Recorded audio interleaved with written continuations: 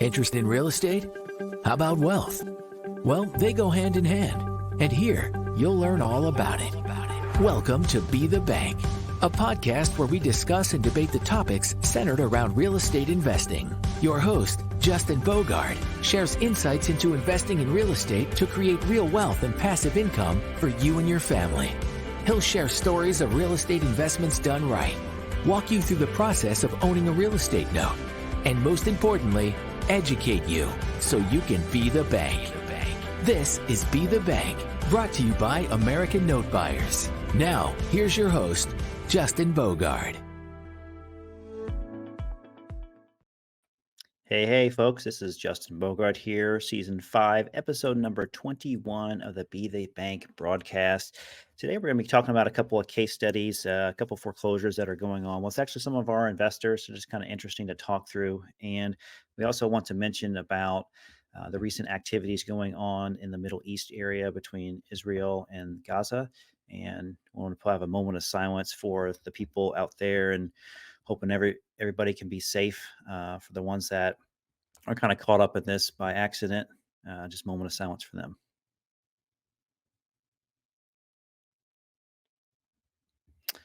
Okay, let's get on with the show.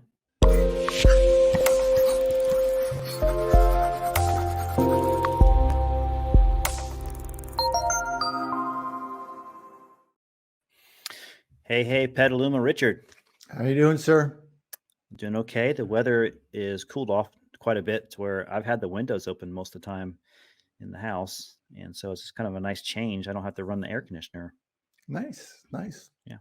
Weather out here can't make up its mind. It's humid one day, humid 1 hour, then cool the next, then a little bit of rain, then sunshine, then kind of like, okay.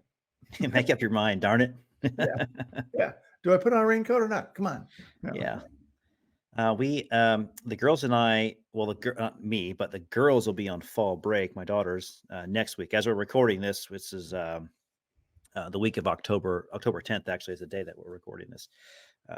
So yeah, next week is spring break, fall break. And most of the people around in Indiana actually have their fall break right now. So we got kind of a delayed schedule, I guess, compared to most folks. Yeah. See, we don't get fall break here unless you're in year-round school. That's it. And then you get the whole month of October off. But, Wow. Yeah. But you don't get the summer off. Yeah. That's year-round school. But most schools here, the fall break is unknown. A bunch of the schools have started to elongate Thanksgiving holiday because you get paid. The schools get reimbursed by the number of heads in the classes. Yeah. And so many kids are absent because they're going off on vacations anywhere that they said, well, look, we might as well give everybody the time off. We're not losing head count, and we just add the days on at the tail end of the year. Yeah, it's like we go to fall break here for a week, and then we are in school for a couple more weeks. Then we have a Thanksgiving break. Our Thanksgiving break is just 3 days. It's the day before Thanksgiving. It's the Thanksgiving, and then obviously the Friday after Thanksgiving. Right. And then we get like two weeks in a day, I think, in winter over the winter holidays. That's nice. Yeah. And you guys ski? Girls, they like to tube. They'll do the inner tube stuff. They haven't actually done skiing yet. Here in Indiana, man, we got flatlands. We have little bunny hills, so we don't see any mountains. So they're not, I've done a couple times. I've skied in a mountain before, which is awesome, but the girls haven't got to experience that yet. So I'll have to get you on a snowboard sometime. Yeah, that's what I used to do. I've actually never done skis before. I've only done snowboarding. So, that's fun. Yeah, definitely is. But so when I opened up the podcast today, I talked about, the war going on over there in the Middle East. And so with that stuff going on, how it's, obviously very unfortunate that we have to see that and hear about that. And hopefully, nobody close to anyone listening to this podcast or the two of us have anybody, that's going to, have something bad happen to them because of it. But economically, this can make some changes and ruffle kind of the world economy from it, right, Richard? It can, on the one hand, it's interesting. It's not that we don't always have a lot of different forces going on out there, but the world's a really complex place right now with the war in Ukraine, restricting oil flow. This quite possibly is going to restrict oil flow also. I mean, I can very much see Saudi Arabia pulling back. The Fed was going to raise in rates, but from what I'm hearing now, they're saying maybe not. Let's see what's going to happen with inflation here, because if oil and other things start to go up, then they may not need to raise the rates. That may just cool things down accordingly. All that's on the one hand. On the other hand, the stock markets are used to some sort of turmoil. Yeah. So I don't know to what degree they're going to be affected. And the one thing that might play well for us in the mortgage market is that whenever there's turmoil like this, investors fly to safety. And something like Yes. the mortgage markets and debt markets are very safe.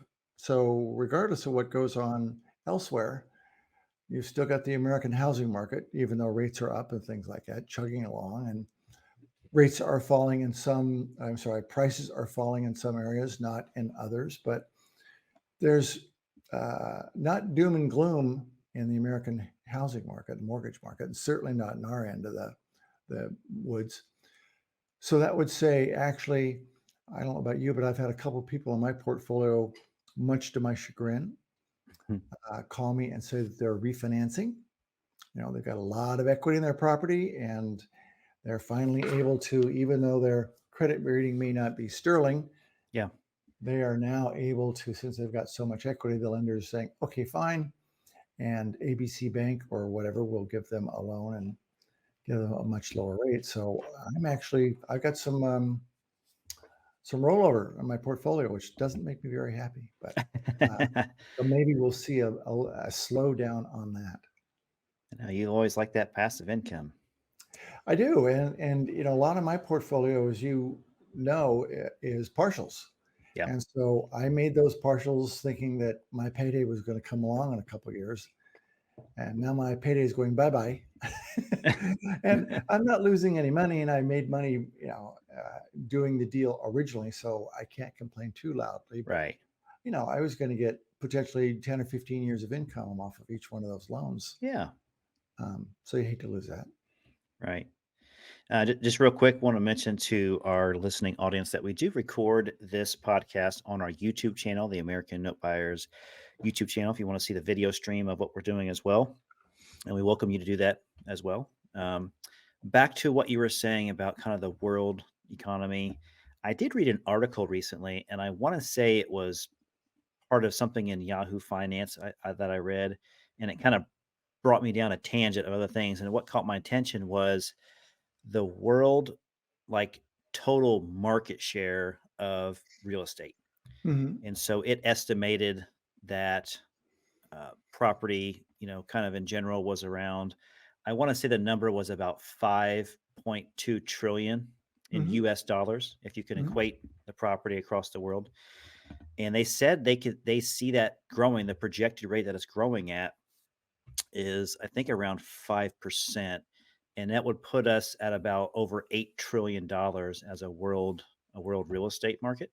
Hmm. And of that market currently, when they ended the numbers, like at the end of 22, the North America, which is mainly, United States, North America alone was 52% of that.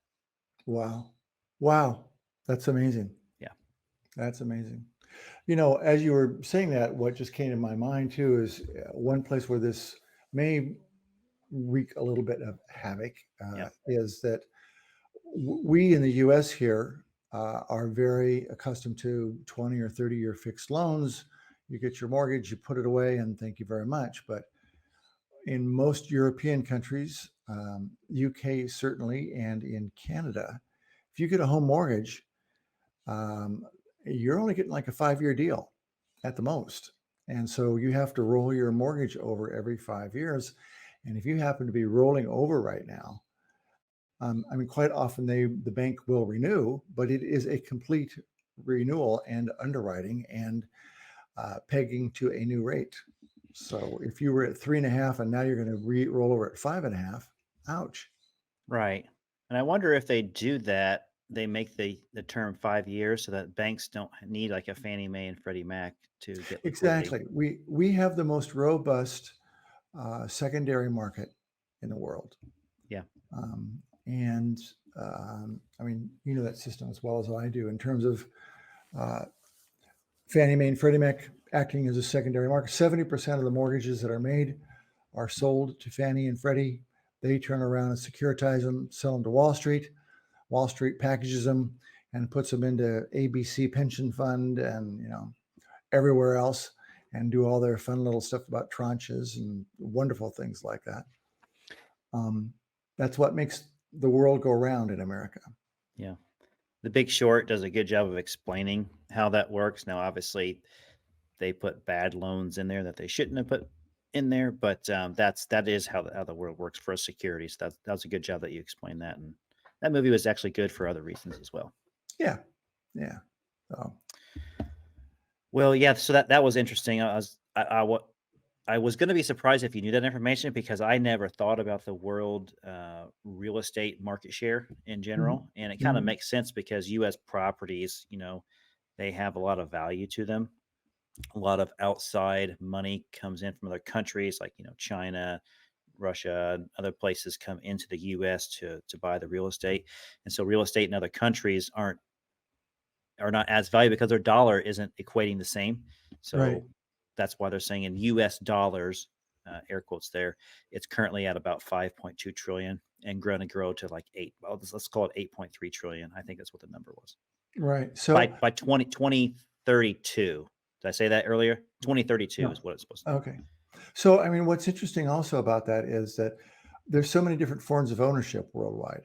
For instance, in UK, the Crown owns most of London.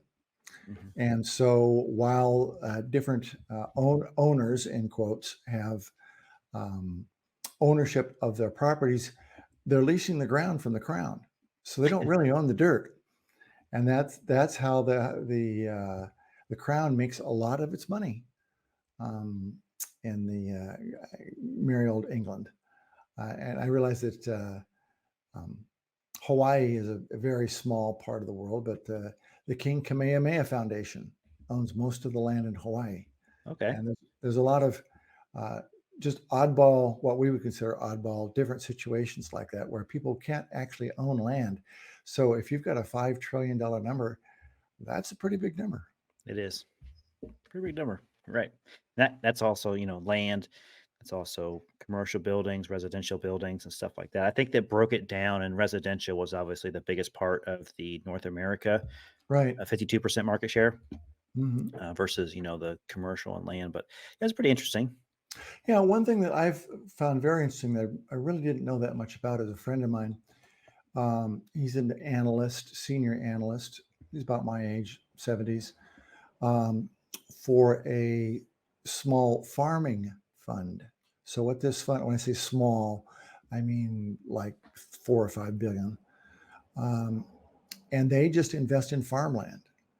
And it's a long-term play, but they are convinced that they can get 3 to 5% growth in farmland over the years, and that it will be a very good investment. And they've got a lot of investors because it's a very secure Yeah. investment.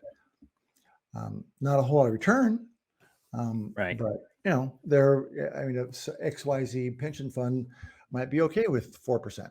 Yeah. I mean, if they want something that's, I can't say guaranteed, but they want something pretty sure with a lot of security and a lot of low risk, that's kind of where you want to land, is have a Yeah. mix of that. I mean, if you wanted to be in California, especially, land's certainly not getting any cheaper here. And I don't know if you've heard about this tech group that wants to build an entire new city outside of San Francisco. I have not. That is going to go, yeah, the bunch of the tech giants, Sam Altman, the guys who started, what was it?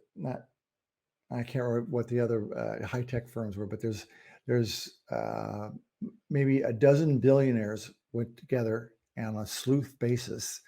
They bought up thousands and thousands of acres in Solano County, right outside of San Francisco. Hmm. And it just hit the press here about a month ago. And what they're saying is, hey guys, you know what? You've got an affordable housing crisis. You need more cities.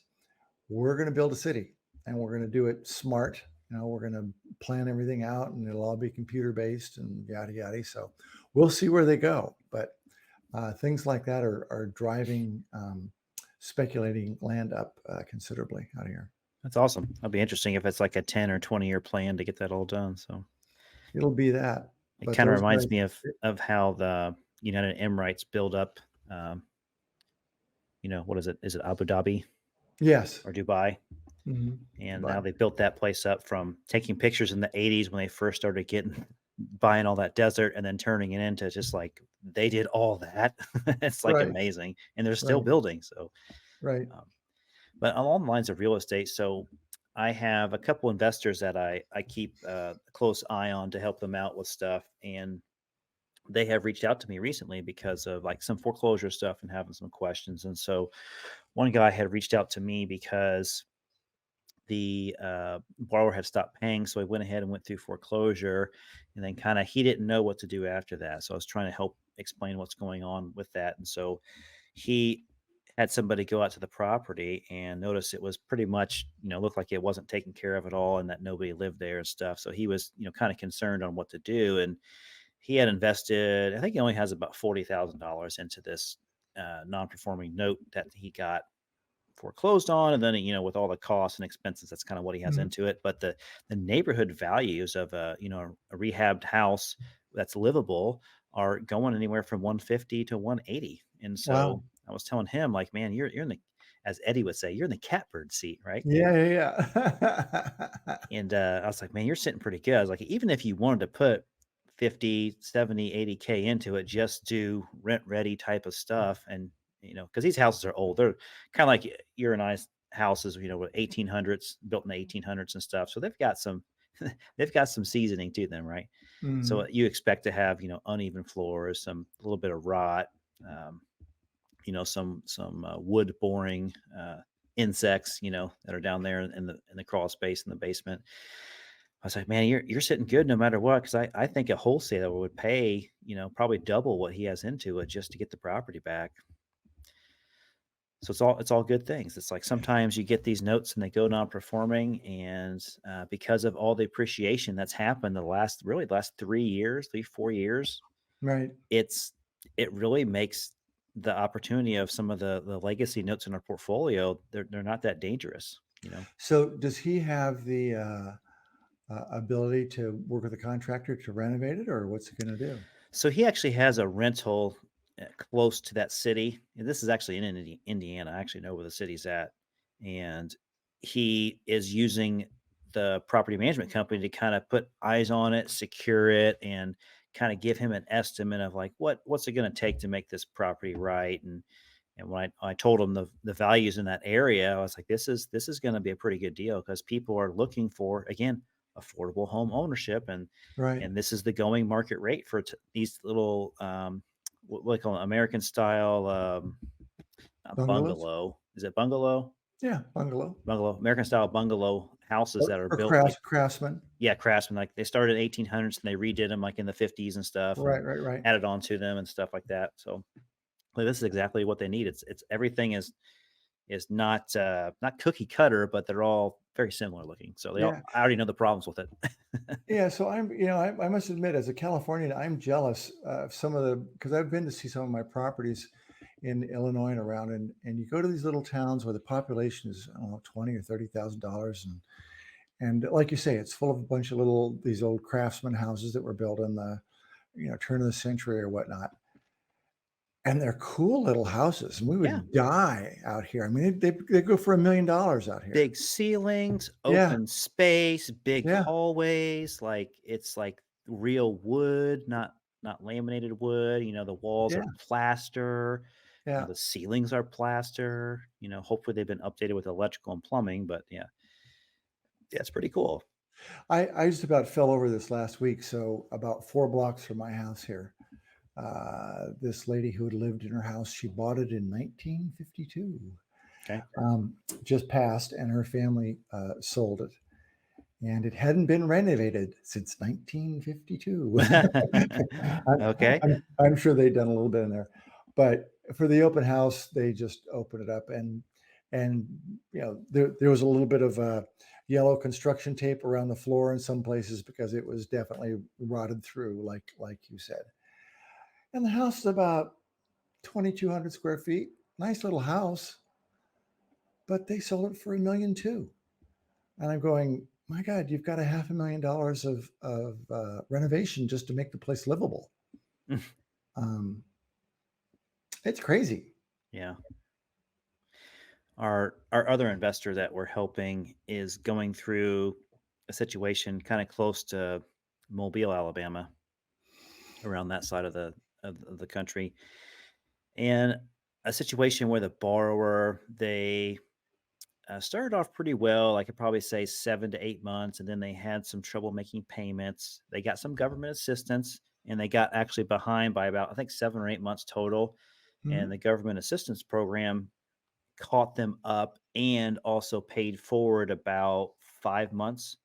Mhm. Each after they got caught up, I think it was around $10,000 to $12,000 with corporate advances and stuff with taxes and insurance. They paid the next 5 months, 1 month at a time, and Mhm. so it was kind of nice that the investor got that, and then the borrower just couldn't hold a job, or couldn't get a job that was sustainable to afford that. Um, because I think it was a single mom. They had a couple of kids, so it was just, obviously it was tough to get all the income they need to afford the house. And so they actually walked away from the house and moved into an apartment, unbeknownst to the investor, and just found this out recently. And so the borrower just said, I recognize I can't afford it, but I was too embarrassed to say anything about it. And then the servicing company offered, say, hey, why don't you just sign a deed in lieu, and that way we don't have to foreclose on it. And they're just like, oh, I don't, you don't, how does that work? And it's just Yeah, kind of cool when exactly. you have the conversation, and they're just like, oh, really? So now the investor pretty much gets the property right back with avoiding foreclosure.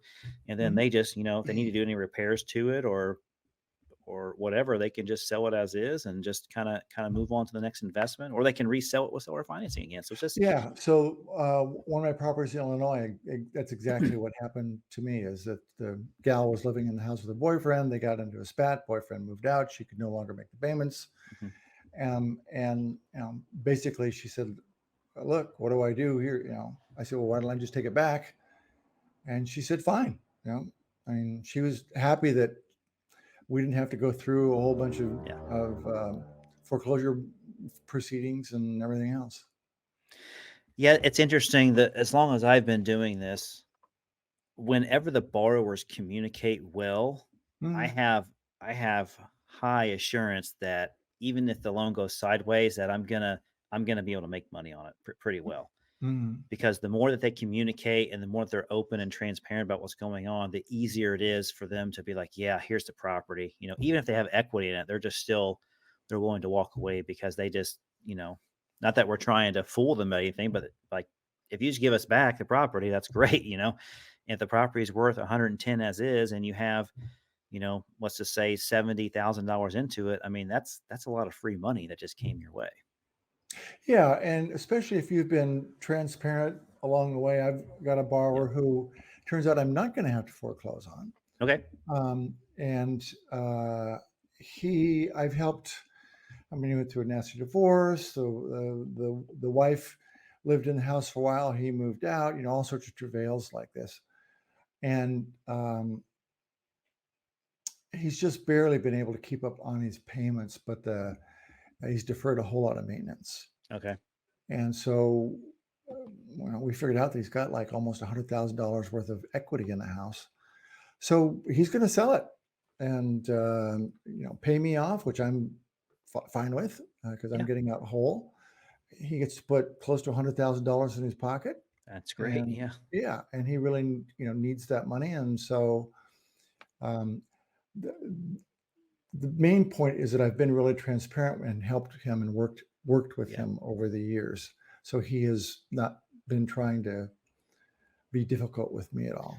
Yeah, it goes a long way as the lender just to kind of empathize with their situation, or sympathize, and just say, "Hey, look, I know you're having struggles. Don't feel bad about it.